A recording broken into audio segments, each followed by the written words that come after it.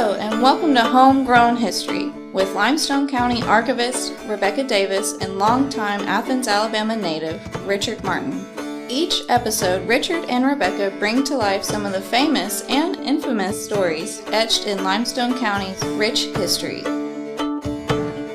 Hello and welcome back to Homegrown History. This is your Limestone County History Podcast, and I'm your host, Rebekah Davis. I'm the archivist at the Limestone County Archives here in Athens, Alabama. I'm here today with my co-host. I'm Richard Martin, the oldest one here. That's right, Richard, an Athens native as well. And today we have a super special treat for you all. Today our guest is Doug Wells. Doug is also a Limestone County native, and he is a master storyteller. So I cannot wait for us all to listen to some stories today between him and Richard. And he's also a master craftsman in plaster work and has his own masonry business. But Doug is just a real Limestone County treasure, and he's also a good friend. So with that, Doug, welcome. Well, thank you so much. I am Doug Wells, and I'm not quite as old as Richard, but I'll tell you what, I would have had Social Security number 1 if he hadn't pushed in front of me in line. That's true. So there's just a couple years age difference. So we'll just say y'all are contemporaries and you're just as handsome as the day you were born. How about that? I ain't gonna say that. I've never seen a handsome man. Fair enough. Okay, well, today we are going to just talk a little bit, or I'm not going to talk. Well, I'm going to let Doug and Richard talk a little bit about some of the things that you both remember from growing up here. Doug growing up out in the county in East Limestone and on a farm that now is completely surrounded by subdivision after subdivision. And Richard growing up here in town in Athens, and both of you growing up as kids in the, I'm aging y'all a little bit, but 30s and 40s and 50s. So first of all, tell me a little bit about how you two intersected with each other even when y'all were kids. Richard, your dad owned a store on the square. On the hardware store. Mm-hmm. And his sister... My mother. Oh, excuse me. His mother worked for my father up at the Martin Hardware in 1953. And she knew her paintings. That's what I remember. Yeah, your dad told me one time, he said, your mother knows more about Kerfee's paint than the factory rep does. Mm-hmm. So that was quite a compliment for her. And Martin Hardware is up there where the Athens State University up on the square is on the east side, isn't it? No, it's up 107 West Washington Street. Right. That's right. Martin Richardson Malone was... That was some of your family, too. That was my grandfather. On. See, my mother was a Martin and married a Martin. See, I'm full-blooded and you're a half-breed. But now they weren't cousins like we'd say. Everybody talks that's about the reason I did the genealogy work. Mm-hmm. But, okay, so, Doug, tell me a little bit about what it was like for you growing up out in East Limestone. Oh, my goodness, it was a very pleasant experience, actually. People ask me a lot of times, how did the road get to be Wells Road? He said, you must own a lot of property out there. And I said, no, that's not really how the roads got their names. Mm-hmm. And I said, back in the mid-50s, if you lived in town and you wanted a telephone, you had one. But there was no service for the county. So in the mid-50s, they started running lines out into the county. Do you remember your telephone number? Oh, yes, I do. What was it? 1754W3. Now, the W3 was what? Well, that was to indicate it was the Wells house. All right. Was it a party line? Yes, it was an 8-party line. 8 party Okay, line. y'all gonna have to explain party lines to some of these young folks. I will here in just a second. Oh, wait, we're already getting him started. Let me get through with one part, and then I will that one. Anyway, when they started running the lines, they would approach people, do you want a telephone? And then at that time, your address was usually a route number with a box number. It was like Route 4, Box 132. And the telephone company says, well, what road are you on? And we said, the road doesn't have a name. And they said, it does now. It's Wells. Mm-hmm. So the first person who got a phone on a road got the road named for him. TV Barksdale got the first phone, and it became Barksdale Road. Okay. And Ed Ray was the first person on that road to get a phone, so it became Ed Ray Road. I'm so so glad you told me that, because I've often wondered who these very Right. prominent people Yeah, were now there who got roads named after them. It turns out they were just prominent enough to have a telephone. That's right. They were Now, just the talkers. There was another way that some roads were named. It was because of destination. Mm-hmm. Nick Davis Road was named because from Athens, that's the only place it went, was out to Mr. Nick Davis's house. That's Right. right. And then, like Highway 72 East was called the Huntsville Highway Right. because that's where it went. Right. And 251 was called the Ardmore Highway because that's where it Right. went. But now 72 West was the Florence Florence Road. Highway. A lot of the older maps at the archives still call 72 West the Florence Highway and East the Huntsville Highway. Mm-hmm. Yep.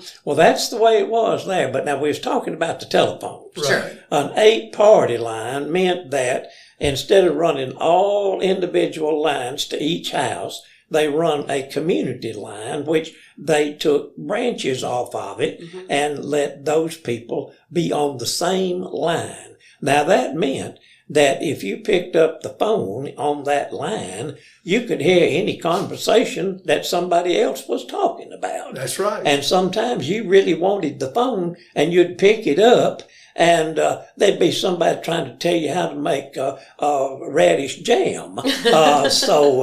Wait. I'm sorry. Radish jam? Yes.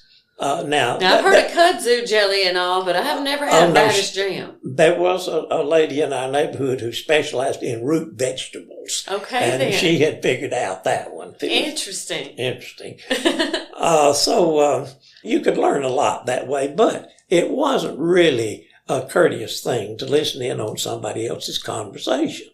That was just how it happened to be. A lot of times by accident, you'd pick up the phone. Mm-hmm. If there was nobody talking, the operator would come on and say, "Number, please." And you would give them a number and they would just take the cord and plug it into that particular party line.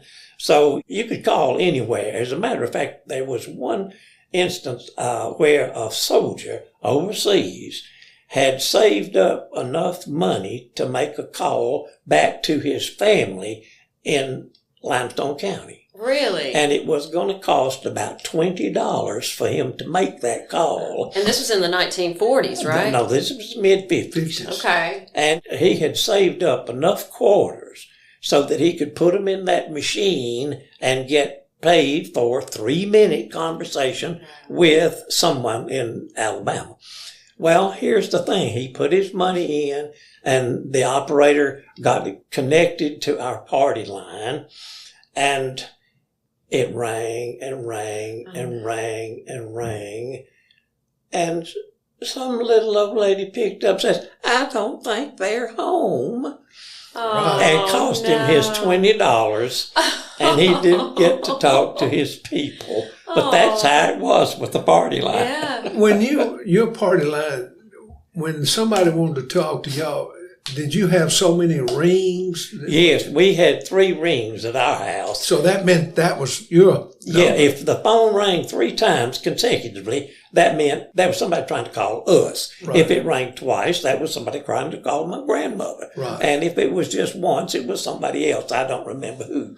But that's the way it was. You had a certain number of rings for your house. Mm-hmm. What was your ring signal? We had 266 and that rang. We didn't have party line, but my uncle and grandmother did too. We have a 1941 phone book at the archive. We have several old phone books. And one of the funny things about that phone book is there was an ad that compared a phone off the hook to an unloaded shotgun. It doesn't do you any good if it's not on the hook. So make sure you hang up your phone because people were still getting used to that technology and didn't think about the fact if you don't hang it up, can't nobody call you. That's right. That's right. So, when y'all were growing up, of course, you grew up in town. Right. And y'all would come to town on Saturdays. Tell me what it was like for y'all coming to town as a kid, on Saturdays in the summer or whenever. Well, on Saturday was the day you went to town. Mm-hmm. And if you needed something from town during the week, you just put it on a list. Mm-hmm. And that was what you worked with on Saturday. And it was an all-day affair. Now, my grandfather, he at first had what they call the Little Brick Cafe, which was on the west end of the south side of the square. Okay. That would be I remember Washington Street. Right. And the little brick, he told me that you could stand in the middle of it and touch both walls with your hands at the same time.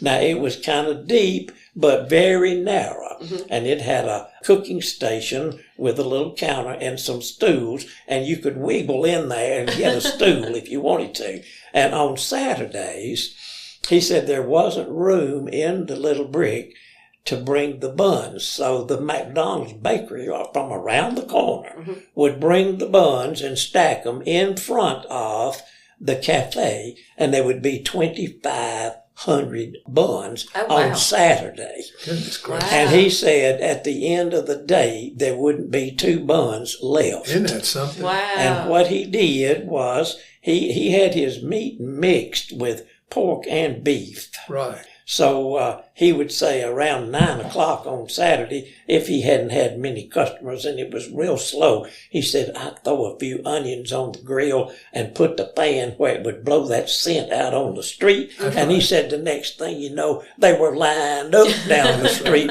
to get hamburgers. And he said, I would sell 2,500 hamburgers for a nickel apiece Yeah. on Saturday. Right. Wow. And that was in the days when business was good for him, and he then moved a few doors farther down and made the Serve You Cafe, where they sold plate lunches there. And you could even get breakfast. A breakfast plate would cost you 60 cents. Oh, wow. And That's high rolling right there, isn't it? A full lunch plate would cost you $1.25. Mm-hmm.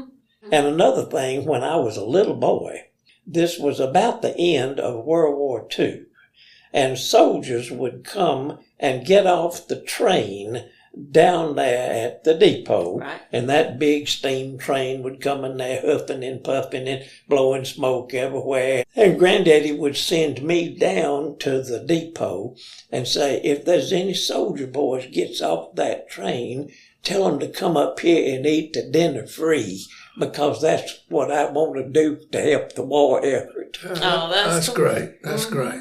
That's great. As a town boy, what was it like for you on Saturday? I'm just trying to picture 2,500 people coming and going up on, well, at least 2,500 people coming and going up on the square on a Saturday. Oh, that wouldn't start at 2,500 people. Oh, my goodness. It was just walking room only. I mean, it was. Yeah. What was it like for you, Richard? Well, it was crowded, and I wore shoes. And the men, it was against the law to spit on the sidewalk because of tobacco and TB. Yes. And you had to dodge that when you walked the sidewalk, so they finally put that in.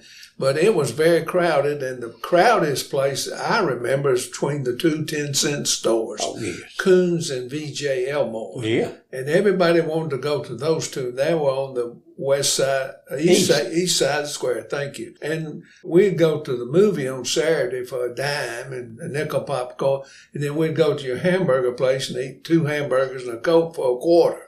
So we thought we were something. So the movie place, would y'all be going over to the Ritz on the Marion Street? Now, was the Plaza still open? The Plaza was still open. We'd go that in the afternoon. Okay, so if the weather's bad. Yes. So the Plaza, for folks who don't know, was over on the south side square on Washington Street, about middle of the block. And then the Ritz was where Marion Street Church of Christ is now. Over it used to be the Methodist Church. That's right. And they turned it into a theater. So I know both of y'all had talked to me about how y'all would just sort of make the rounds on Saturday, wouldn't you? What would you do, Doug? Well, now I was pretty young in those days when we would come to town on Saturdays, but I remember Papa, that's what we called my grandfather.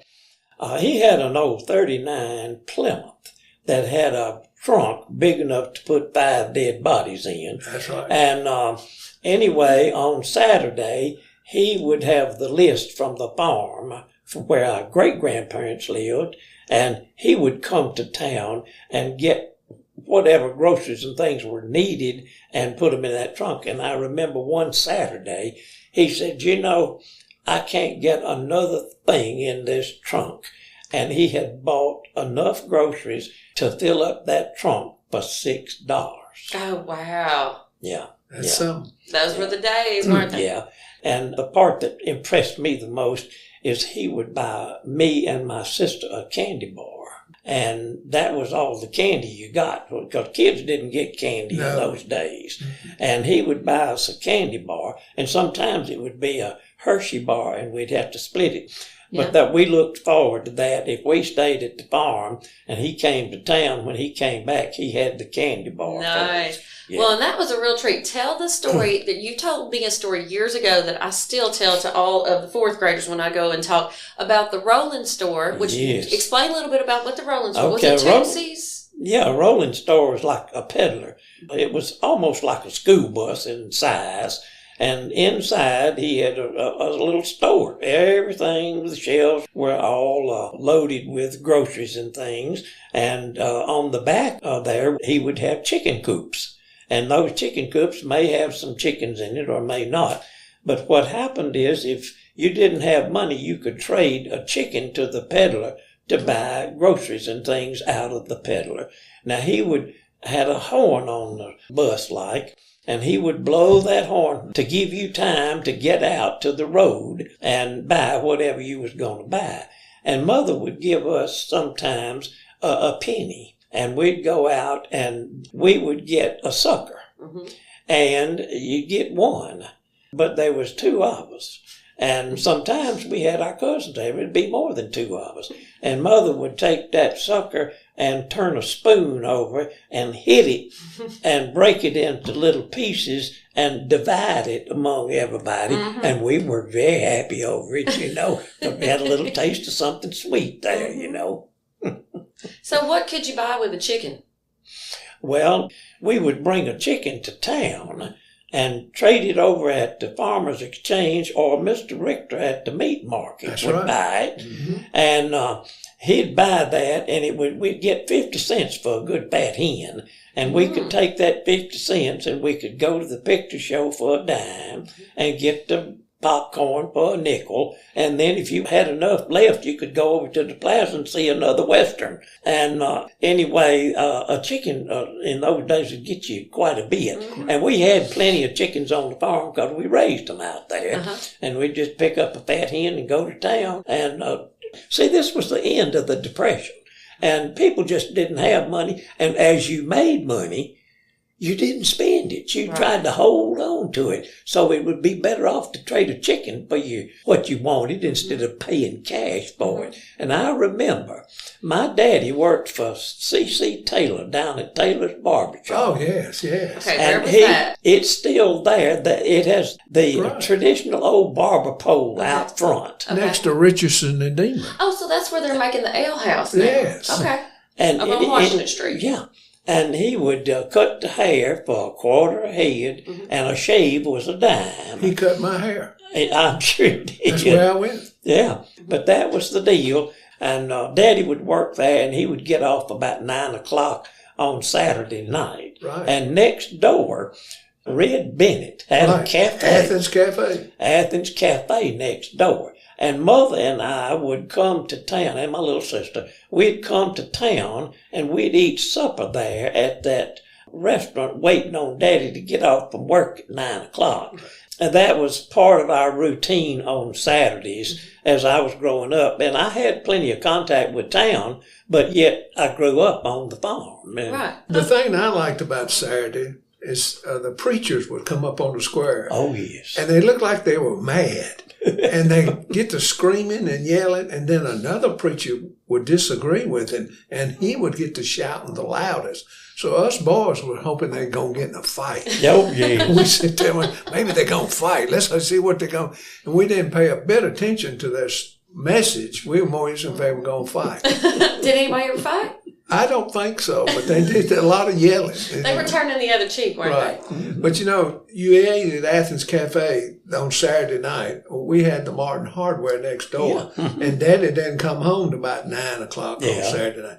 And all the merchants stayed open on Saturday night because everybody could walk around and shop during the night. And it was a big deal. But now the farmers were your daddy's bread and butter, weren't they? Oh, yes. Tell us a little bit about that. Well, we had the hardware, and it was the the superstore at the time where you get a little bit of everything, the local hardware store. And we had the John Deere business. Mm-hmm. We started the John Deere. The first John Deere tractor was sold in 1933. Mr. Williamson bought it. From your dad? From my father. Oh, that's they cool. became real close friends and all like that.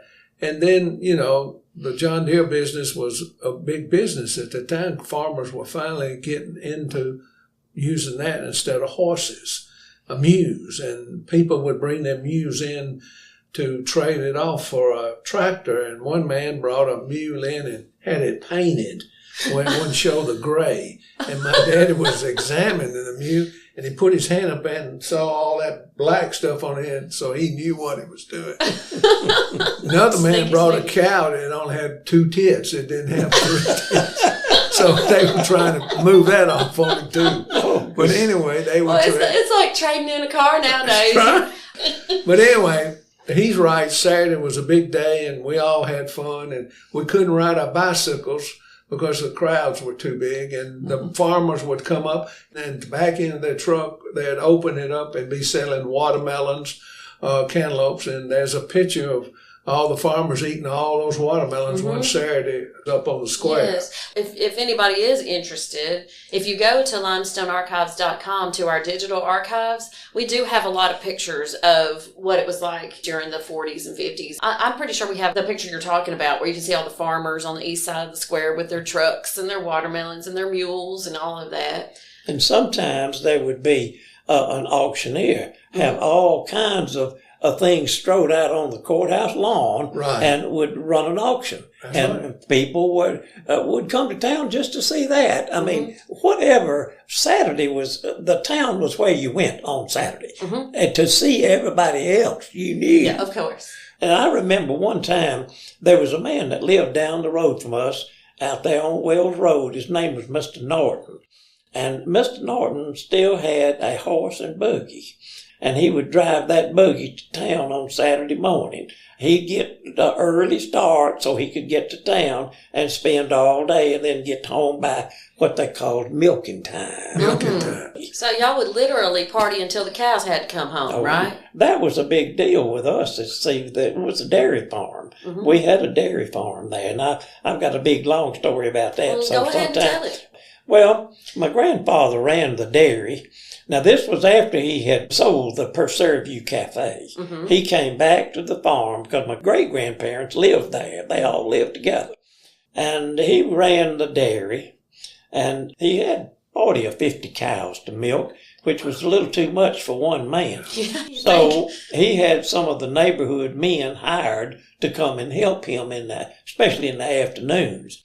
And when they would drive to our house, their children would ride with the daddies, and they would play with us down in the front yard. And we'd swap knives or play with yo-yos or play croquet or whatever, you know.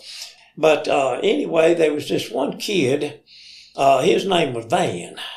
Now, Van and I couldn't play together without getting into it. It was just going to be that way every day. And Van, he was kind of a little chubby fella, and he always wore a T-shirt to come down about halfway.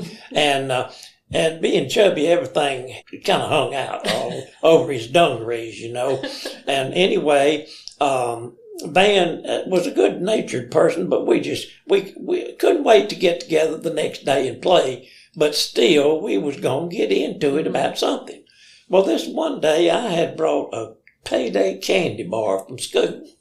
And I laid it over on the stump next to the croquet court, and I was going to have it after I'd done whooped him a couple of games. Well, it wasn't long till Van claimed that was his candy bar. And I knew it wasn't. I knew I had laid it over. He said he'd bought it from the peddler and laid it there. Well, anyway, you couldn't stand to watch him eat a payday candy bar anyway. He'd stand it up and peel the wrapper off of it like he was peeling a banana. Then he'd turn that thing sideways and gnaw all the nuts off of it like he was eating corn on the cob. And then after he got that done, he'd lick and lick and lick that center and run you crazy just licking it. So the more we argued about that candy bar, the madder I got. The next thing you know, I picked up that croquet mallet and I hit him right between the eyes with it. Oh my God. Boy, he fell backwards on the ground, flopping around, his eyes going every which way, and scared the daylights out of me. I went running out to the dairy barn and I said, Mr. Gordon, come quick, something's wrong with Van. And he said, what's the matter with him? And I said, I don't know. And he said, well, what's he acting like? And I said, he's acting kind of like he got hit between the eyes with a croquet mallet. And anyway, when we got back out to the croquet court, he sitting over on the stump and almost had the nuts gnawed off of my candy bar. And I thought I just didn't hit him hard enough. But that's kind of the way it went when we were kids. Wait a minute, did you ever get in a fight with anybody over a candy bar, Richard? Over a fish. Oh, tell it. We would go fishing down the creek below our house, and I never could catch anything. And my friend Steve Allen caught a fish, and it made me so mad that he caught that fish. So he took it around and showed everybody off. And my daddy had a knife with sawtooth on, and I got so mad I took that sawtooth knife and cut his head with it. Wait, the fish's head or Steve's head? Steve's head. And blood came everywhere. He started screaming. I did too. Of course, my mother and daddy whipped me real bad, and then I had to go back down to Steve. He's all right. He didn't have to have stitches. He did all right. But he wanted to get a knife and cut me too. I bet he did. Yeah, but anyway, yeah. Back then, you just rubbed some dirt on it and you're good, right? Turpentine. Oh, goodness. Turpentine. Yeah. Turpentine sugar. Mm-hmm. So now you grew up over there on Pryor Street. I know you talked about that earlier in one of our earlier episodes, close to the college. Yeah. You've been working on a book about your family and what it was like growing up here, but I know you were talking about going swimming at the pool and you had to have your typhoid shots and all that. Tell us a little bit about where the pool was and what it was like for y'all going swimming and coming to town and playing. Each summer, right before school was out, they would come and we'd have to take typhoid fever shots. And that's the reason why I can't understand why people don't go get shots now. But anyway, then we would go to the city pool and we'd go by bike or walk either way. Now, where was it? The city pool is down where the Big Spring Park is now. And the dressing room house is still standing. Pavilion. What's now the pavilion? The pavilion now. But anyway, that water would come from that spring, and that was the coldest water on Sunday. And then by Monday and Tuesday, it was okay, but on Tuesday night, they'd take it out and refill it. But we would go swimming during the summer months every day. Your mother would go swim. And then up above the swimming pool on a hill, there was Athens Laundry, and it had, what was that whistle called? They had Big Ben, and he'd blow it at 12. Well, everybody had to go home and eat. We all knew that. And when we go home, Mother would have lunch for all of us. But we had a blast. And didn't y'all have to climb over a pipe until your brother made a bridge? Tell about that. Well, the city creek ran through my grandfather's property where the cemetery is now in Hobb Street. And we would cut across that away, and there was a sewage pipe there. And we would cross that sewage pipe, walk. It was a huge one. And so the little boys' feet could do it, but the girls wouldn't do it. They would jump the creek or wade through the creek. And then we'd go up to the cemetery and then come down to the city pool that way. So it was lots of fun. And, of course, we always said, if you're going through the graveyard, watch out for the ghost. And that made a lot of fun out of that. Mm-hmm. Well, now, did y'all have a swimming hole y'all would get into when you were out there in the county? Yes, there was one on Piney Creek, and it would be back off the road a little. And there was one fella that lived in the community out there that was always really up on everything. He kind of led the boys. He was older than them. And he had them go in there and help stack rocks around where it would be good enough to dive and be a nice swimming hole. And he said, now we're going to call this Vandenberg Plunge. Oh. And so when I was a little kid, that's where we all went. And that had been my daddy's favorite swimming hole when he was a little boy. Mm-hmm. So we would go there. And then there was one thing about it. When some ladies or mixed family would be coming down the creek, they would holler way down the creek, "Has everybody got clothes on?" That's right. That's Because a lot of us didn't have. That's right.